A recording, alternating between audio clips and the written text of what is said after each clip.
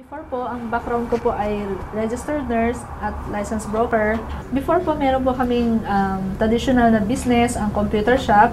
Noong una, tama, okay lang din po yung kinikita, pero later on, sa dami nakakompetensya sa labas, naghanap kami ng alternative na pagkakakitaan.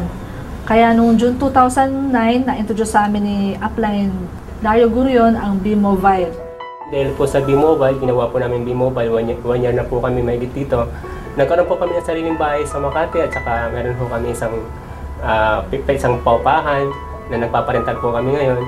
Ngayon ho, kahit may pamilya na ho ako, yung family ko po, natutulungan ko po sila pagdating ho sa financial.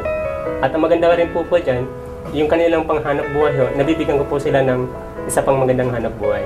So, yun ho ang ginawa po sa amin ng B-Mobile. Lumaki po ako sa B-Mobile, kaya po ako lumaki dyan dahil siyempre, pag sinishare ko ho itong business ng B-Mobile, sinasabi ko ho kung ano po ang opportunity na meron ho sa B-Mobile na pwede nila po nila makuha, kung ano po yung mga gusto nila makuha para sa pamilya ho nila.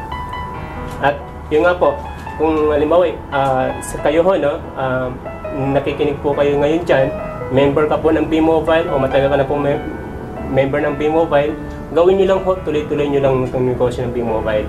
Kasi ang maganda po rito, pag tinuloy-tuloy niyo po ang negosyo ng B-Mobile at sa tingin niyo po, akala mo parang napakadinig pa para sa iyo, bukas ho, pagputok ng araw, ikaw na rin ang magkukwento ng mga maganda na nangyari sa iyo.